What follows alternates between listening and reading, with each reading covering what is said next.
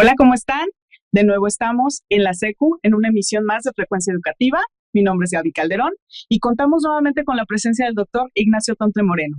En emisiones anteriores hablamos de temas importantes y bien interesantes, la medicina y la danza. Sin embargo, nos deja con muchas dudas y con ganas de aprender más acerca de medicina, medicina de terreno, medicina convencional y todas estas variantes que tiene la medicina, porque ya vimos que podemos tratar cualquier enfermedad con algunas opciones alternas a la medicina convencional. Doctor, platicábamos la última sesión de cómo podemos tratar las enfermedades, cómo podemos tratar las lesiones, cómo podemos atender a una persona que acude con una opción que no sea medicina invasiva o que no sea un tratamiento invasivo. Vamos a platicar acerca de eso. ¿Cuál es la diferencia entre la medicina de terreno y la medicina convencional? Muy bien.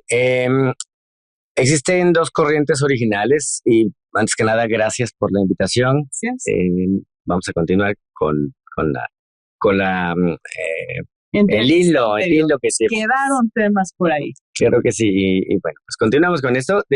La diferencia, originalmente había solo dos líneas, la alopatía y la homeopatía. Ajá. La alopatía es lo que conocemos o conoce todo el mundo, lo que compras en una farmacia, los productos que compran en una farmacia, previamente recetados o prescritos por el médico.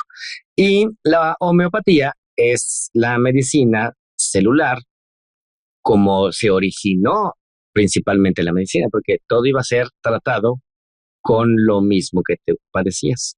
Haz de cuenta que si tú tenías un dolor de cabeza, habría que investigar cómo surgía ese dolor de cabeza, en qué momento se precipitaba, qué lo detonaba, qué lo agudizaba, etcétera, etcétera.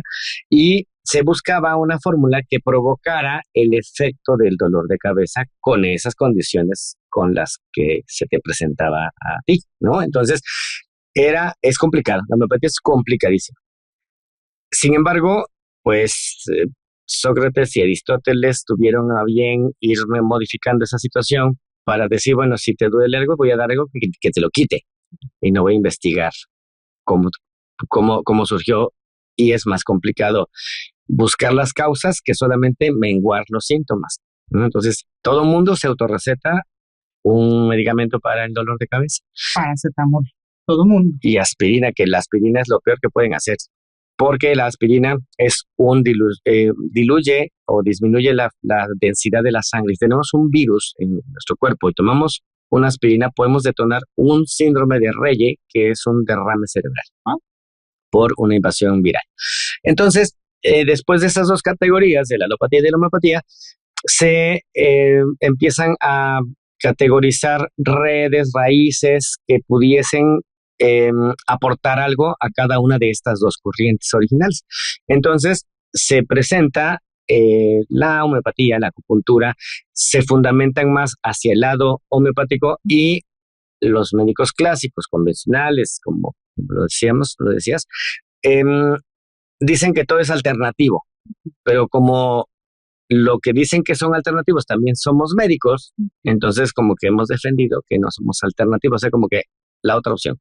Entonces, es una opción, no es lo que otro que me quiere, es la otra opción, y por eso se integra como medicina de terreno, porque hay un campo extenso de trabajo, así como un terreno que puedes sembrar papa y frijol y guayaba y todo, ¿no? Entonces, de ahí viene el nombre. Interesante. Así es. Muy bien. Yo creo que lo más enriquecedor de una persona profesionista y profesional es que puede incursionar en varias opciones dentro de su misma carrera profesional, y eso es lo que estamos viendo en estos temas, platicando con el doctor Tontle. ¿En qué momento de su carrera profesional como médico decide especializarse en medicina de terreno y qué lo lleva a estudiar esta especialidad? Es muy interesante esa pregunta, porque yo vengo de una comunidad donde pues existe todavía la cultura de la medicina tradicional, que hablábamos en la sesión anterior. Mi abuela paterna se dedicaba a realizar ese tipo de curas, de curaciones, ¿no? Entonces, curaba de espanto, de empacho, de bilis, una torcedura te la componía, manteaba a las embarazadas porque traían el chamaco al revés, entonces les daba sus sobadas hasta que lo acomodaba. Eso en medicina se llaman maniobras de Leopold. O sea, pero mi abuela los manteaba, o sea, con un manto les acomodaba esta situación. Entonces a mí me interesó siempre saber qué cosa pasaba, por qué curaba, o por qué había un beneficio. Entonces yo empecé a hacer eso que ella hacía por una situación instintiva y pues funcionaba también. Y dije, pero entonces, ¿qué poder tengo? ¿Qué pasa? Entonces, Pasan con mis manos. pasa con mis manos. Claro. Entonces, pues lo hice desde los 14 años, empecé a hacer medicina tradicional sin tener un estudio, porque pues mi abuela era empírica también, ¿no? En su momento yo estaba siendo empírico, bueno, pues nunca me enseñó, nunca me dijo, mira, tienes que agarrar, tienes que sentir. Yo lo empecé a hacer y surgió. Y entonces, conforme fui creciendo, o sea, al año siguiente, a los 15 años, ingresé como voluntario al hospital civil de mi pueblo, limpiando heces fecales, limpiando, bañando pacientes, ayudando a las monjas para atender a los parturientas, a la gente que acaba de dar a luz. Y empecé a sentir el amor y la vocación por lo que ahora estoy realizando. Y no solamente por atender y por ayudar, yo creo que también es una vocación de servicio, porque definitivamente el tema de tratar con dolor, porque mucho de lo que hacen los médicos es tratar con el dolor, mitigarlo, evitarlo, curar, pues es una vocación, no cualquiera. Podemos a lo mejor ser muy buenas personas o sentir que somos buenas personas, pero quizá esta sensibilidad no la tenemos. Y por lo visto, pues los conocimientos son antiquísimos, no necesariamente son estudiados, sino que ya lo traía. Sí, ya. Ya había. Ya había. Interesante, qué maravillosa información acerca de esta historia, porque pues yo creo que todos tenemos un porqué y un para qué, ¿no? Así es, lo importante es encontrarlo. Qué bonita historia. ¿Y dónde realiza esta especialidad? La primera que hice de acupuntura neuromuscular fue en el Instituto Nacional de Acupuntura en Narita, Japón. 2 años estuve por allá, que se me hicieron como 20 años, yo creo. ¿En serio? Muy complicado, muy, muy difícil. La cultura. La cultura, el idioma, el horario, la comida. ¿Habla japonés? Ay. ¿Qué nos puede decir en japonés? Arigatou gozaimasu, genki desu ka nasu. ¿Y eso en castellano? Gracias por la invitación, espero que te encuentres bien.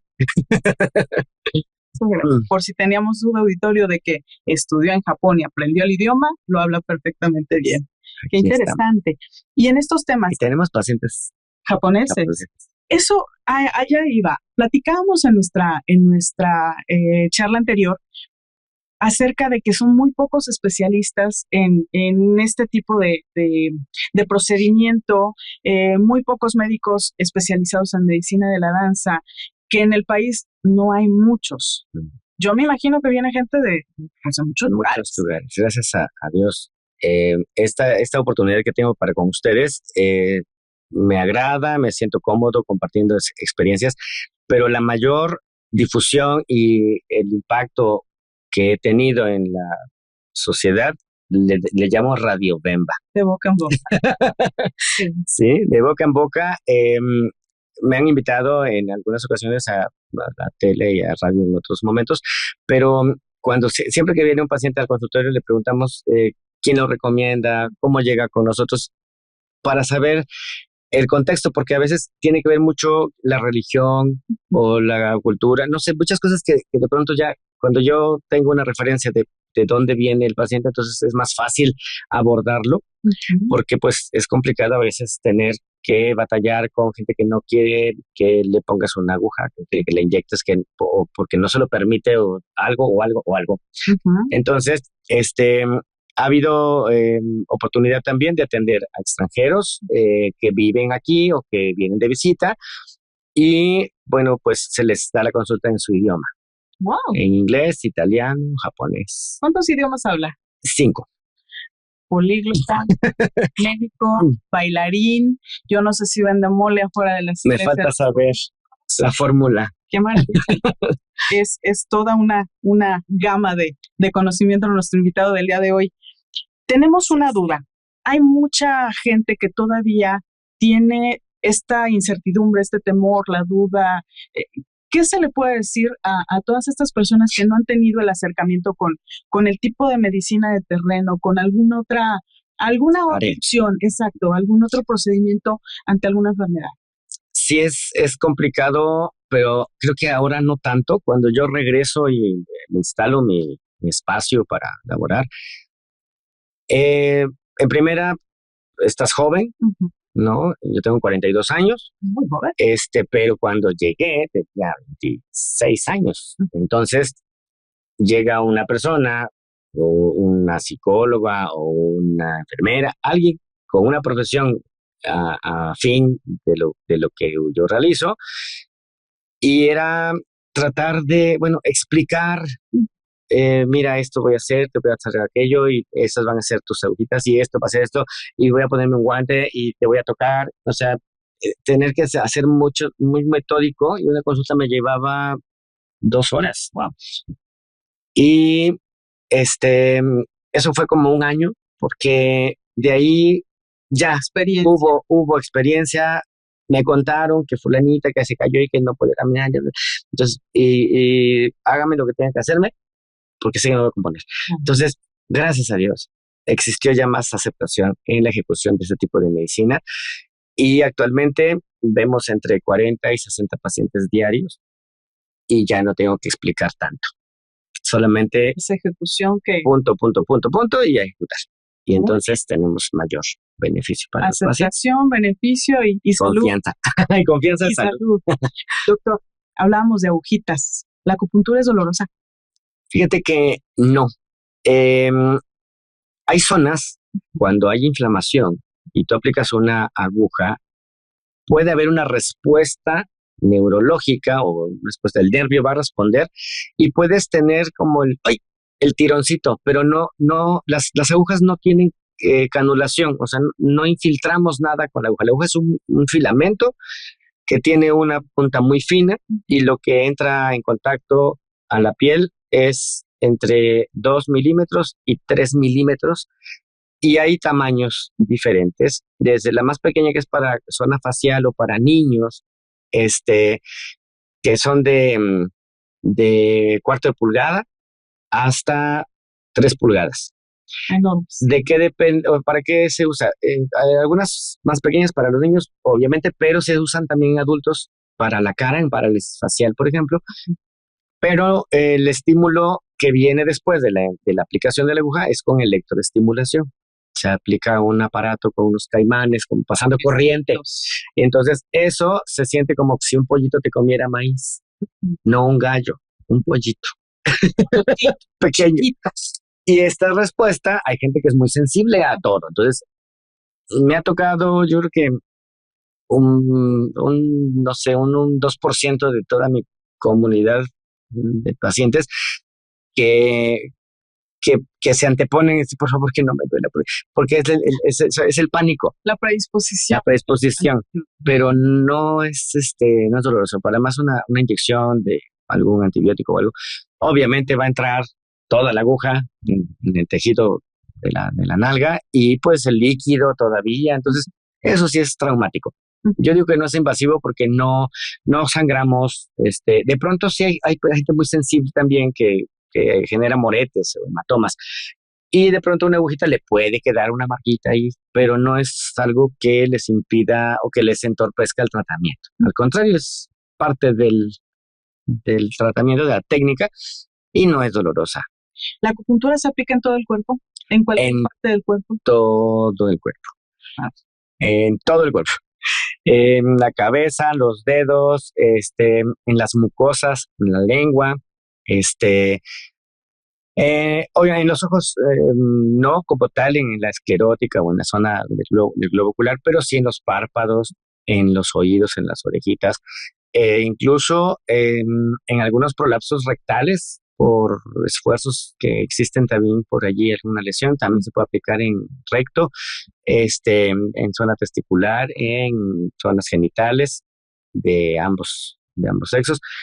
Yo creo que el único lado así como tal que no puede entrar es en el globo ocular y pues en el cabello. Y aquí no aplicaría. Pues no. Nuestro médico tiene un corte peculiar, entonces no aplica. Aplica ahí. ¿Y es la acupuntura recomendada para cualquier tipo de enfermedad o se aplica para enfermedades específicas? Ese es un tema bien importante porque la acupuntura tradicional china se usa para gripa, dolor de cabeza, tristeza, angustia, duelo. Ansiedad, estrés, esto que abunda. Y para una gripa, o sea, te pueden aplicar la acupuntura. Yo hice acupuntura neuromuscular y eso me establece un campo de trabajo que va de las lesiones musculares hasta las lesiones neurológicas. Hablando de ello, ejemplos clásicos, una torcedura que le llama a la gente así, pero puede ser un esguince, una tendinitis, una tenosynovitis, una bursitis, etcétera, etcétera. Y sus consecuencias, fracturas incluso, y la parte neurológica, una embolia, una parálisis, secuelas de una enfermedad vascular cerebral o postraumático de una cirugía porque a la hora de que ya hicieron la reparación quedó la mano que no se puede mover, entonces los nervios ya están paralizados y ahí es la línea neurológica. Esa es mi área, comúnmente lo que yo hago, porque es muy complicada la ejecución de áreas. Se puede usar acupuntura pediátrica para geriatría, para acupuntura, el área neuromuscular y para ginecología. Esas eran las 4 áreas en donde yo, en el instituto donde estuve, era donde se podía ejecutar esas 4 áreas. Entonces yo me fui por el área neuromuscular. Y raramente que la acupuntura china la estudié en Japón. No en China.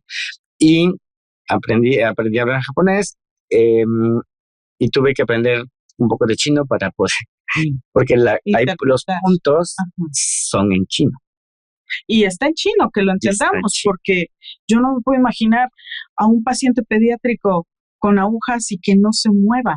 Exacto, porque hay técnicas de aplicación también. O sea, no necesariamente lo vamos a tener acostadito como un adulto que le pones música, lo relajas y les explicas lo que va a pasar. Entonces, en lo que está con la mamá, la está cargando, estamos poniendo una agujita, otra agujita, y ponemos también una técnica que se llama Stipper Quartz, que es una estimulación permanente con cuarzos, que son unas almohadillas que después del estímulo de la aguja se pone inmediatamente el cojinete de cuarzo y ya estimulaste y sigue estimulando, pero ya no tiene la aguja puesta. O sea, es diferente. La misma función que si tuviera la aguja puesta, así pero es. Con el cuarzo pegadito. Adherido con un pegote de microporo atrás. Qué interesante. Sí, es bien bonito. Y una persona en este momento, nosotros estamos dirigidos a todo el público, pero nuestro programa es la SECU. Así es. Y tenemos estudiantes que seguramente igual que usted, descubrieron que tienen vocación muy jóvenes. Este tipo de estudiantes en este momento está explorando la posibilidad de quizá ser un médico. Así es. ¿Qué recomendaciones da? Fíjate que una cosa es tener la vocación, otra es realmente saberla ejecutar y tener la capacidad intelectual de fundamentar tu vocación. Porque podemos tener una vocación para ser médico, pero resulta que no tengo una buena capacidad de retentiva o de memorización o algo. Entonces, no por ser muy buen manejador de acompañar al paciente o a alguna persona en su dolor, quiere decir que ya por eso voy a tener 10 en anatomía, ¿no?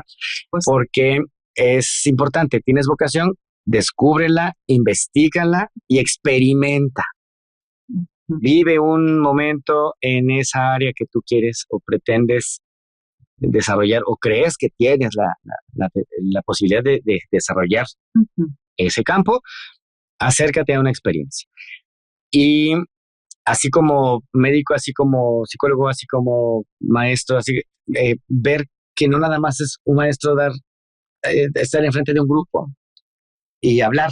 No, tiene que tener un conocimiento así de enorme para poder inducir a toda esta comunidad que va a preparar para lo básico inicial. Imagínense, cada área requiere de un campo de experimentación y de capacitación, de constancia, de sacrificio, porque todos los que somos exitosos debimos tener un sacrificio para poder llegar a este día y poder ahorita tener esa experiencia compartida con ustedes. Sí, y sobre todo que tratamos en este momento de un terreno con humanos, que no es lo mismo definitivamente a lo mejor que el trabajo de un arquitecto, que el trabajo de un ingeniero mecánico, que es más, valga la redundancia, más mecánico. Estamos hablando de personas, ¿no? Y que el umbral del dolor cambia de persona a persona, que los padecimientos son distintos, etcétera. Yo creo que es una serie de cosas que se tienen que estudiar, y la verdad es que nos da para mucha más conversación. A mí me encantaría que los programas duraran mucho más, pero pues el tiempo se nos termina. Así es. Pues vamos a tratar de abarcar más. Vamos a volverlo a invitar, si usted nos acepta la invitación. Claro, sí, vamos a procurar que venga nuevamente y que nos platique más acerca de este terreno en la medicina del terreno, como lo hablamos. Y yo creo que también nos interesa mucho platicar cómo podemos contactarlo en este momento, porque pues platicábamos que tiene una clínica, pero también baila, pero también está cantando, pero, en fin, yo creo que conocer al doctor Tontle es bien interesante. ¿Dónde lo podemos encontrar? Muy bien, gracias, Gaby. Estamos ubicados en la calle Agustín Lara, número 55, en la colonia de Coánimas. Y los teléfonos son el fijo 2281-864828 y el celular para WhatsApp 2281-529672. Muy bien. Doctor, antes de irnos, ¿algún saludo que quisiera mandar? Saludos a el maestro Jesús Erubiel Cruz Hernández, que nos está apoyando desde Coyutla, Veracruz, en la técnica 48, y a todo el equipo de trabajo de esta secundaria que tiene un auge muy importante en estos días, y a mi familia Tonte Moreno. Saludos. Saludos a todos. Muchísimas gracias por acompañarnos. Gracias, maestra. Un placer estar con ustedes. Hasta pronto.